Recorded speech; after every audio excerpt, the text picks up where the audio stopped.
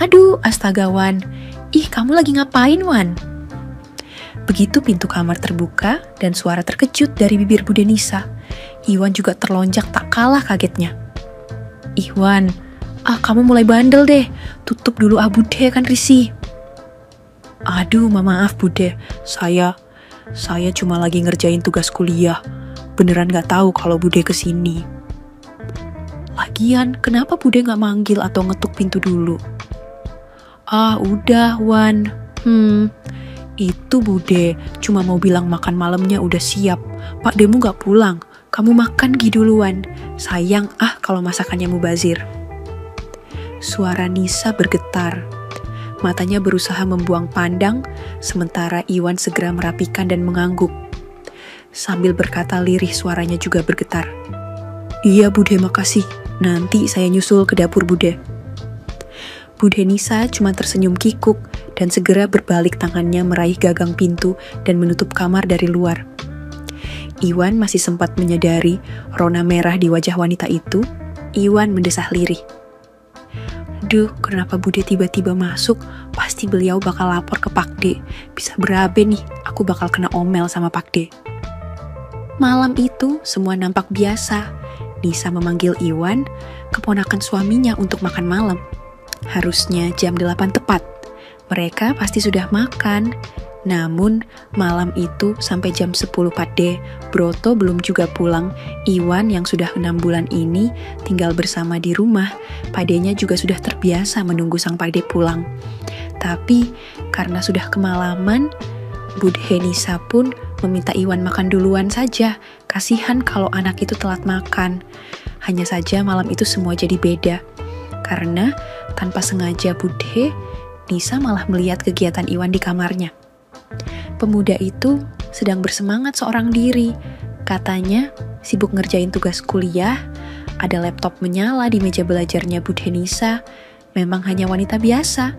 Selama ini hanya jadi ibu rumah tangga. Namun dia tahulah apa yang dilihatnya. Iwan boleh ngaku lagi ngerjain tugas kuliah. Tapi apa yang terlintas di layar laptopnya jauh berbeda. Sampai Nisa jadi risih dan agak malu merona. Di dapur, Nisa menyiapkan sayur kangkung dan ikan bawal kuah sambil menunggu Iwan untuk makan malam. Namun, pikirannya malah melayang entah kemana. Sebab baru kali itu, ia melihat semangat yang besar dari seorang pemuda. Hanya sekilas. Tapi, Nisa bisa merasakan kalau Iwan memiliki semangat juang yang jauh lebih besar dari rata-rata yang ada. Tak lama, langkah kaki terdengar menuju dapur. Iwan muncul, senyumnya masih canggung, perlahan menarik kursi makan. Nisa menatapnya dengan pandangan tak biasa. Rona merah di wajah masih hangat ketika mata mereka bertemu pandang. Makan yang banyak Wan. Nih, cicipin dulu ikan bawal kuah buatan Bude. Bude Nisa ramah seperti biasa. Tangannya telaten menyedokkan nasi, sayur kangkung, dan ikan bawal tebal yang menggoda, lalu menyodorkan di meja makan. Yang lahap makannya Wan, biar kamu kuat ngerjain tugas kuliah ya. Oh iya Bude, makasih. Tapi kenapa Bude gak ikut makan? Bude gak lapar Wan. Lagi pusing mikirin padi kamu, yang makin lama makin jarang pulang. Loh, padi lembur lagi ya Bude? Tanya Iwan pelan sambil menyuap nasi makan malam. Gak tahu Wan, Pak De Brotomu makin lama makin aneh aja gelagatnya. Mulai sibuk lembur, mulai jarang pulang. Ya udah Bude, jangan terlalu kepikiran. Namanya suami kerja, kan istri harus mendoakan. Semoga rezeki Pak De makin lancar ya Bude. Wah, males Wan. Pak Demu ya gitu-gitu. Paling juga cuman alesan. Gak tahu deh, Bude males ngebahasnya. Obrolan di meja makan hanya soal menu masakan Nisa, kegiatan kampus Iwan, dan kesibukan Pak De Broto yang makin terasa. Namun, selama 6 bulan tinggal di rumah itu, Iwan baru bisa merasakan ngobrol lama dan lumayan bebas dengan Bude Nisa. Sebaliknya, setiap kalimat bertukar, Nisa juga baru menyadari kalau Iwan bukan pemuda biasa, bukan sekedar mahasiswa.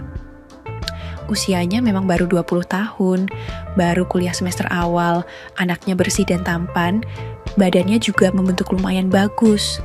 Tapi yang membuat Nisa merasa nyaman, Iwan bersikap matang dan dewasa. Jadi seperti ngobrol dengan orang seusia Nisa. Hingga tanpa sadar, dari bibir Nisa meluncur semua unek-unek dan keluh kesah tentang suaminya, Pak De Broto, Pak De dari Iwan itu. Iwan terkejut ketika mendengar cerita Bude Nisa. Jauh sebelum Iwan kuliah dan ikut tinggal di rumahnya, Pak De ternyata kakak kandung dari ibunya Iwan itu diam-diam sudah lama menduakan Bude Nisa menikah lagi dengan istri yang lebih muda. Dalam batin, Iwan mengerutu. Apalagi sih yang dicari Pak De? Padahal sudah punya Bude Nisa yang segalanya sempurna.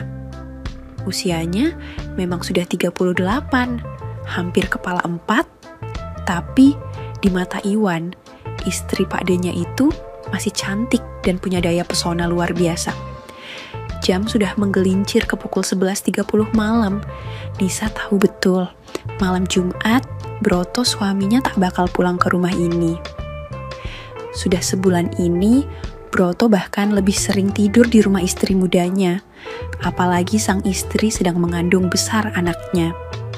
Keakraban dan kenyamanan singkat dari obrolan bersama Iwan, entah kenapa membuat tebaran kecil di hati Nisa. Ia sudah mulai menyinggung tentang kegiatan yang dilakukan Iwan saat sendiri, mengerjakan tugas kuliah di kamarnya. Iwan yang tadinya sangat malu dan khawatir bakal dilaporkan pada Pak De-nya, perlahan mulai berani dan mengakui jujur.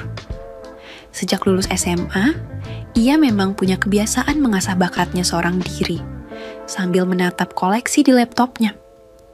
Dan saat Nisa semakin penasaran, obrolan mereka pun mulai kemana-mana, tentang rasa, tentang cinta, dan tentang kesepian. Hingga entah bagaimana obrolan akrab itu berpindah dari meja makan ke sofa di ruang keluarga. Makin malam, tapi makin hangat.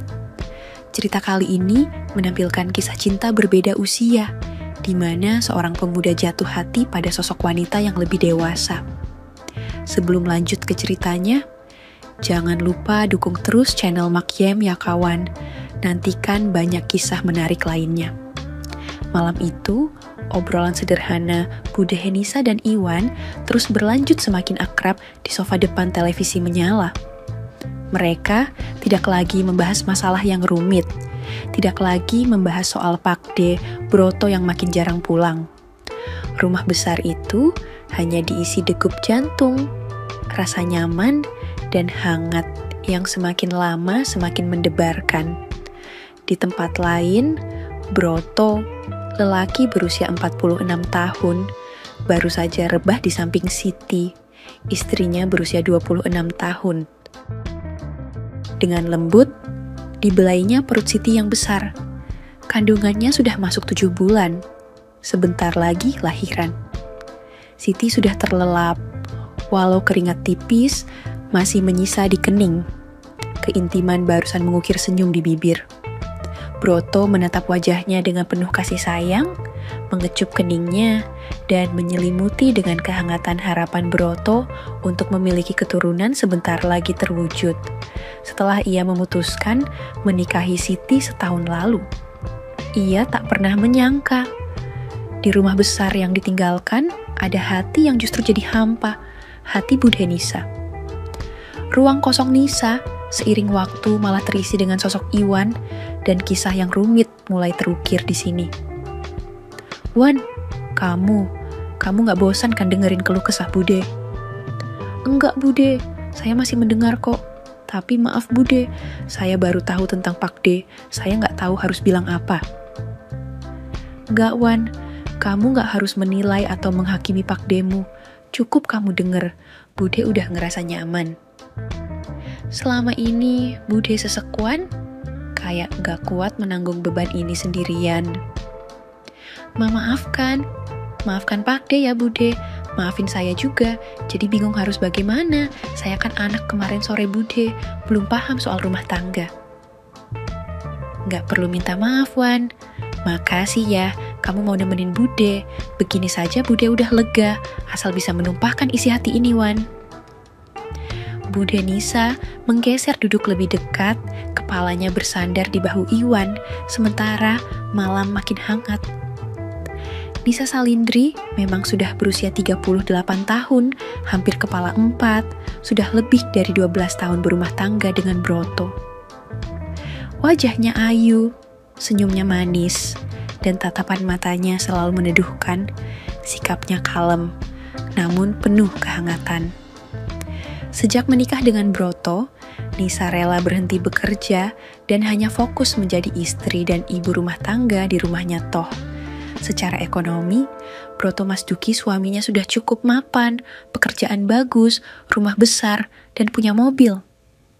Broto pengusaha sukses di bidang eksportir, sangat mencintai Nisa. Ia tak ingin lelaki lain melirik atau mencoba menggoda istrinya. Maka, sejak menikah, kehidupan Nisa bagai terkurung di rumah saja. Tapi, hidup Nisa bahagia saat itu, setidaknya di awal ia wanita sempurna yang memiliki suami sangat menyayanginya. Hidupnya pun berkelebihan, tak pernah kekurangan. Namun, begitulah takdir. Seiring waktu berlalu, semuanya berubah. Apalagi sejak memasuki usia 10 tahun pernikahan, Nisa tak kunjung mengandung. Sementara Broto terus dituntut orang tua dan keluarga besarnya agar bisa memiliki keturunan. Setahun lalu, Broto akhirnya menikahi Siti, seorang gadis yang masih kerabat jauh dari keluarga besar di pihak ibunya Broto. Bude terpaksa mengalah, Wan, rela dimadu demi keluarga besar Pakdemu, keluarga besar kamu di kampung, Wan. Nisa menghela nafas, air matanya mulai menetes, dan entah bagaimana, ia merasa nyaman ketika tangan Iwan melingkar padanya. Wan, Bude malu ah, Bude kok malah jadi curhat kayak gini ke kamu, padahal kamu kan keponakan Pakde Broto. Nggak apa-apa Bude, saya bisa memahami perasaan Bude kok. Saya nggak nyangka, ternyata Pakde menikah lagi dengan Mbak Siti. Iya Wan, kamu kenal Siti Wan? Kenal Bude, Mbak Siti putrinya Pakde Rahmat, usianya 6 tahunan di atas saya. Dulu saya pikir dia merantau ke kota untuk bekerja, tapi Bude yang sabar ya. Wan, iya Wan, Bude berusaha sabar, dan ada kamu di rumah ini, Bude jadi lebih. Wan, Bude jadi lebih nyaman, Wan. Dada Iwan bergemuruh. Setelah mengucap kata nyaman, Bude Nisa menggenggam tangannya. Wajahnya mendekat, dan matanya mulai terpejam. Iwan tak tahu harus bagaimana. Namun, suasana sudah terlanjur mengalir malam itu. Di saat bibir Nisa menyentuh bibirnya, Iwan membeku sejenak. Kecupan itu ringan, tipis, hanya beberapa detik, namun mampu membuat dada Iwan nyaris pecah. Wan, maafin Bude ya. Bude terbawa haru, Wan. Bude jadi malu ah. Bude, saya pamit ya. Sudah jam 1 malam, besok harus kuliah. Bude juga kan butuh istirahat. Suara Iwan bergetar. Rasa canggung seperti memenuhi ruang tengah. Ada rasa bersalah. Ada rasa bahagia yang aneh di hatinya. Tidak ada yang vulgar malam itu. Namun, kecupan singkat di sofa benar-benar bikin jiwa muda. Iwan hampir lepas kendali. Di satu sisi, di hadapannya seorang wanita cantik dan anggun. Di lain sisi, ia sadar kalau Nisa adalah istri dari pakdenya sendiri. Ia berdehem kecil, menarik diri agak menjauh. Tapi, di momen yang sama, tangan Nisa justru menggenggam makin erat. Masih membekas air mata dalam sorot mata sayunya. Tatapan itu penuh makna, membuat Iwan tak mampu membalasnya. Pemuda itu hanya menunduk. Di luar suara malam, terdengar hening. Di dalam gemuruh batin, Iwan riuh, laksana genderang perang Nisa sendiri, tak tahu apa yang ada dalam pikirannya. Ia juga sadar, sudah terlalu dekat dengan keponakan suaminya sendiri. Ia juga paham, selangkah lagi, Satu langkah yang salah darinya bisa saja menuntun Iwan ke jurang dosa yang sulit dilukiskan. Tapi malam itu, hati Nisa benar-benar gelisah. Kekecewaan pada Broto suaminya dan takdir hidupnya yang tak berpihak perlahan mengikis nalar sehatnya. Sebelum Iwan beranjak dari sofa dan meninggalkannya, Nisa lebih dulu kembali mendekat. "Iwan, jangan biarkan Bude sendirian. Kamu bosan ya nemenin Bude?" "Maaf Bude, saya mana bisa bosan sama Bude. Tapi ini sudah larut. Saya takut kita sampai..." "Cukup Wan, Bude hanya butuh ditemani sebentar, butuh ada yang dengar, dan butuh..." Wajah Nisa kembali mendekat dan Iwan tak mampu lagi menolak. Satu kecupan kembali terasa, pelan, hangat, dan makin lama, bara yang ada dalam batin mulai menyala. Wan, sudah lama Bude menahan beban sendirian. Bude hanya ingin ada yang mengerti apa yang Bude pendam sendiri, Wan. Kamu gak keberatan kan? Bude hanya ingin kamu temenin Bude malam ini. Oh Bude, ya Bude, saya pasti mendengar dan menemani Bude. Tapi, apa ini gak salah Bude? Apa Wan? Kadang yang salah itu kalau kita pura-pura bukan menjadi diri sendiri. Pertama kali merantau ke kota ini untuk kuliah dan tinggal di rumah Pak De Broto, Iwan sangat menghargai Bude Nisa. Selama 6 bulan ini, Bude Nisa pula yang selalu memperhatikan Iwan, termasuk mengurus kebutuhan kuliah pemuda itu. Kehadiran Iwan memang membuat suasana rumah kembali hidup, walau Pak De Broto pun semakin jarang di rumah. Sejak ada Iwan, Nisa tak merasa sendiri lagi. Setidaknya, ada tangan lelaki yang bisa membantu memasang gas kompor, mengangkat galon air, dan yang lebih berarti ada seseorang yang bisa diajak ngobrol, bertugas rasa dan juga cerita. Iwan tak pernah menduga bahwa 6 bulan kemudian, malam itu ia bersama Bude. Nisa hanyut dalam suasana yang berbeda. Ia tahu menuruti keinginan Bude Nisa adalah sebuah kesalahan dan dosa. Tapi, ia juga tak kuasa melawan godaan yang indah itu. Malam itu entah berapa lama, keduanya seakan lupa. Tembok tebal yang harusnya mereka jaga perlahan runtuh sempurna. Tak ada lagi obrolan tentang Pak De Broto dan Siti istri mudanya, yang ada hanya cerita baru tentang Iwan dan Bude. Nisa, "Wan, maafin Bude ya Wan. Harusnya Bude kuat menahan masalah ini sendirian." Kamu gak menyesalkan sudah mendengar isi hati Bude Wan? Bude malu Wan? Suara Nisa tercekat. Napasnya masih sedikit tersengal. Ia bangkit membenahi gaun tidurnya yang sedikit kusut. Matanya menatap pemuda itu penuh tanda tanya. "Iwan maafin Bude ya. Harusnya Bude gak menyeret kamu dalam masalah rumah tangga Bude." Bude saya gak menyesal. Tapi saya jadi bingung harus bagaimana setelah semuanya ini Bude. Bude tahu ini salah Iwan. Tapi Bude gak bisa bohong kalau Bude merasa nyaman kamu temenin. Bude janji Wan, ini yang pertama dan terakhir. Bude gak akan begini lagi. Bude saya juga minta maaf. Saya harusnya tidak... Shh, udah Wan, yang lalu biarlah berlalu. Anggap saja semua yang tadi cuma mimpi ya. Malam itu, antara dosa dan rasa bersalah, menggantung sebuah rasa yang terlanjur, sulit diabaikan begitu saja. Sejak malam penuh dosa, itu hubungan Iwan dan Bude. Nisa tak sama lagi seperti dulu. Tak lagi ada batasan Bude dan keponakan. Berkali-kali keduanya jatuh, dan mengaku hilaf juga salah. Tapi, berkali-kali pula mereka jatuh dalam dosa yang terulang. Nisa yang sudah setahun lebih merana, sejak Broto suaminya menikah dengan Siti istri muda, perlahan mampu bertahan. Kehadiran Iwan sudah mampu mengisi ruang kosong di batinnya, ruang yang selama ini diabaikan oleh Pak De Broto. Malam sepi yang biasa terisi dengan kesedihan dan kegelisahannya, perlahan berganti dengan malam penuh kehangatan. Sementara Iwan, pemuda labil yang baru mengenal surga dunia, seperti larut dan tak mampu menyangkal keberadaan Buddha.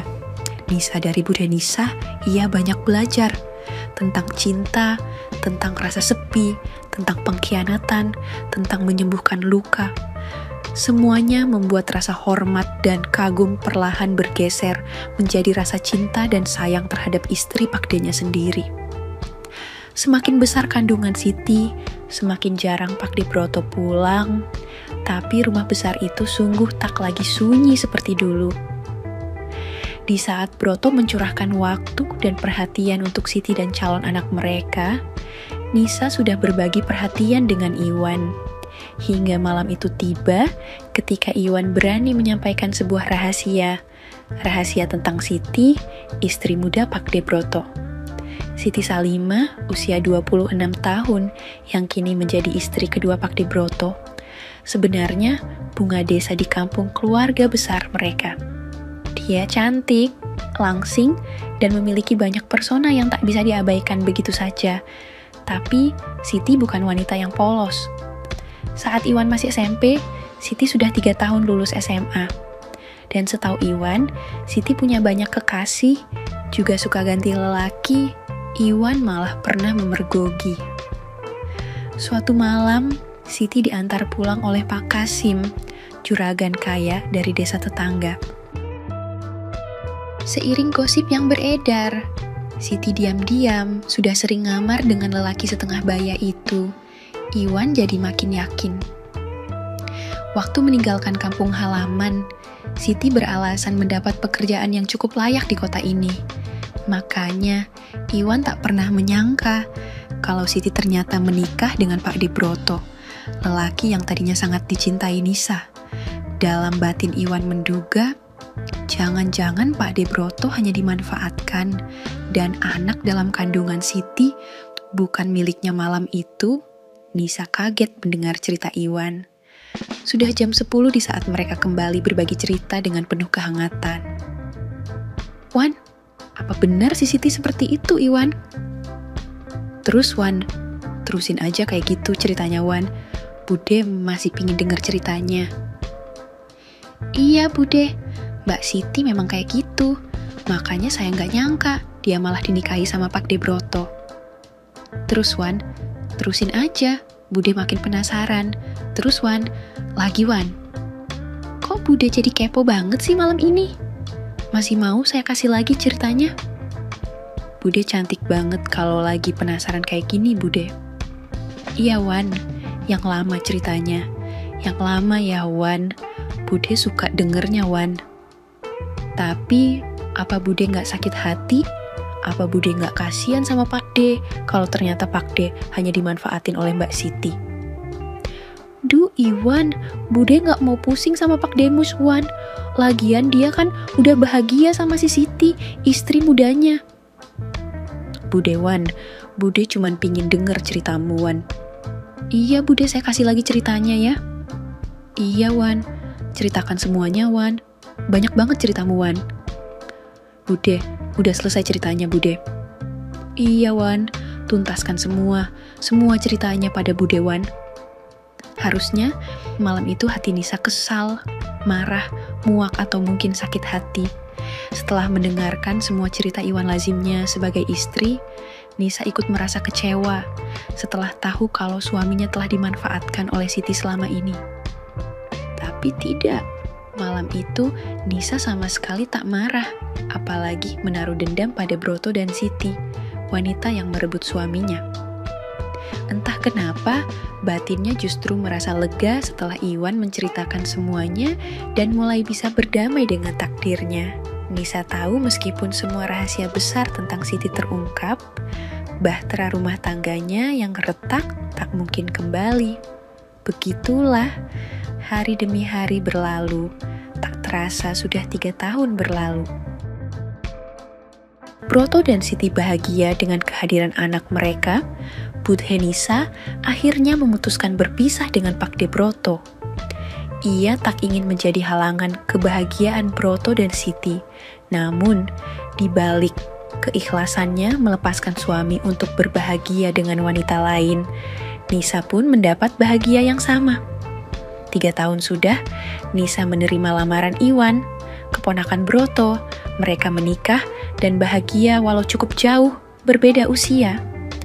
Cinta mereka memang berawal dari sebuah dosa, namun semua berakhir bahagia karena akhirnya jodoh mempertemukan keduanya. Begitulah akhir kisah ini, kawan. Semoga cerita ini bisa dipetik hikmahnya dan bisa menghibur kalian semua ya. Kadang, cinta hadir bukan pada yang sebaya, tapi pada jiwa yang membuatmu merasa pulang meski berbeda generasi. Tamat.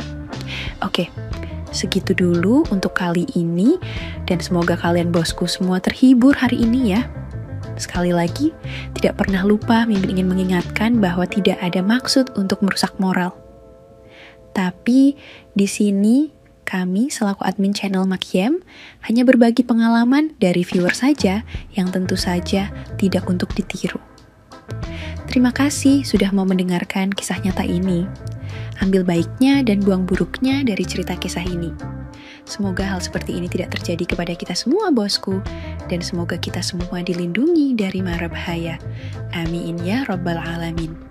Terima kasih dan sampai jumpa di cerita selanjutnya. Jangan lupa like, comment, share, dan subscribe. Oh iya, kira-kira kalian semua bosku yang terhormat kepengen kisah-kisah yang seperti apa lagi nih? Tolong berikan komentar-komentar kalian di video ini ya.